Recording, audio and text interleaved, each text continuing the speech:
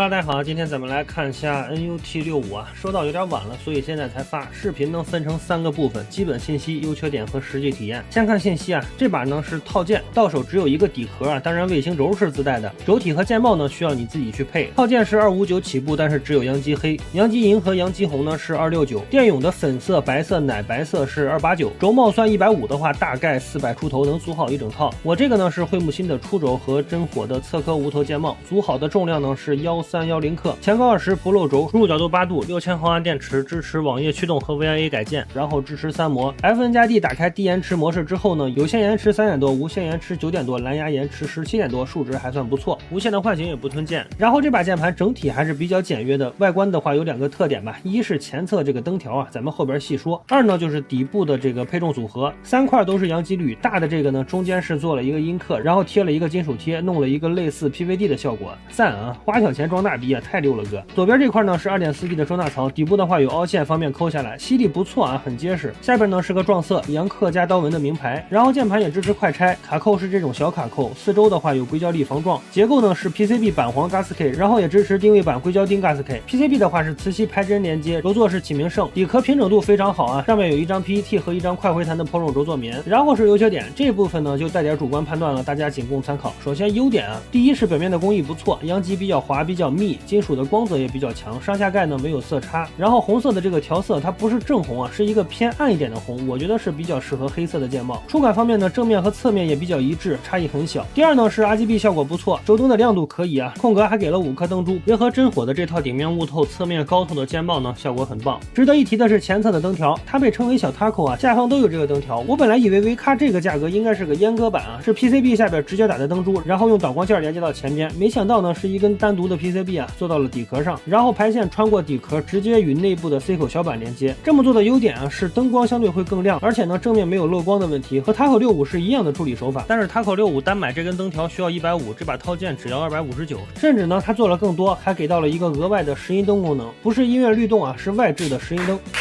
看到了吗？它是检测外部的声音，然后发生灯光变化的，而且它这个灵敏度可以调整，还有不同的拾音效果可以选择，而且还可以联动轴灯做一些灯效，真的挺不错的。第三呢，就是它提供了 1.6毫米不开槽的 PCB 可以购买，这个其实挺少见的。那么这个价位，甚至是说1000元以下，很少有套件可以给到这个选项啊。而且呢，首发还送一张探定，结合它本身就送的硅胶钉和套件自带的硅胶粒呢，也就是说多花89可以组2套内胆，一套原装的全棉内胆和一套 1.6毫米不开槽 PCB 和探定用硅胶钉组的无棉内胆，再结合它的快拆呢，想想就爽啊！你真想要一套毕业的话，这把还真行。但是呢，因为他们的探定和 1.6毫米 PCB 没给我发呀，所以我也没法说它的无棉效果到底怎么样，这个只能大家自己去体验了。缺点方面呢，硬找的话有3，主要是集中在灯光上。首先啊，灯条的底部漏光，而且为了不在正面看到灯珠呢，它这个灯条区域其实并没有跟灯珠正对着，而是跟它上面的这个导光件对着，所以就导致它实际打出来的灯光就比较暗。咱们把上盖拆掉可以看到，这个灯光呢还是很亮的，而且灯珠非常多，这么一盖的话至少挡住70%，挺可惜的。第二呢就是充电的时候这个指示灯会常亮，比较难受。第三呢就是空格的5颗灯珠啊，中间的还算正常，两边的导光区域就比较小了，而且位置也不是很好，不如放在中间。8位堂的那个效果就不错。然后大家也不要觉得我吹毛求疵啊，一把套件到我手里之后呢，除了测试它的基本功能之外，我肯定要以找毛病的态度去看它，找到之后呢讲出来，大家如果觉得是小问题能接受，那是好事，找到自己喜欢的键盘了，对吧？如果不能接受呢，那也是好事，省钱了。使用体验方面呢，大家比较担心的就是3模啊，因为维卡之前的 Lucky 65呢，可能稳定性差了点啊，大家都说它是单模套件。然后我这边的话，其实短时间之内也只能测它的延迟，稳定性的话，一是时间比较短，二呢是使用环境可能每个人都不一样，所以很难给到有说服力的结论啊。那我只能说，在我测试的这2天呢，充满电之后一直在用 2.4G， 然后刻意的去观察它有没有断触，结论是没有。也就是说啊，它的无线并没有网传的那么不堪，还是可以用一用的，而且操作的逻辑也还不错。Type 键下边呢是电源的独立开关，然后3模连接使用快捷键切换，6WE 是蓝牙，22.4G T 是有线。键位下边的轴灯就是指示灯，哪个亮就是连接了哪个。手感方面呢，尽管它使用了单键开槽的定位板和 PCB， 但是受限于内部空间的局促呢，手感还是偏硬的，而且给了2种 GASK 方案，我试了一下，差异其实也比较小。声音的话，我感觉倒是还可以，因为是 FR4 定位板嘛，所以上了个脆轴。打字音放在最后，感兴趣的同学可以去听一下。最后呢，做个总结，顺带着购买建议。这把键盘我觉得是有亮点，而且足够够吸引人的，完成度也不错，吹出去的牛逼实际上还原的也差不多。但是呢，它的价格其实会有一点点心理落差，因为标价是2开头嘛，确实会比较低。但是全租好之后呢，可能实际要花400-500的样子。如果你的预算只有它标价的200-300的话，可能得看看别的。然后购买建议呢，我建议啊，就近找个搭子一起买2把，然后把1.6毫米的 PCB 也买上。原因刚才说了，那么为什么要买2把呢？因为我发现啊，这把键盘更换上盖之后，也就是说有了撞色的设计之后啊，1+1大于2了，兄弟们，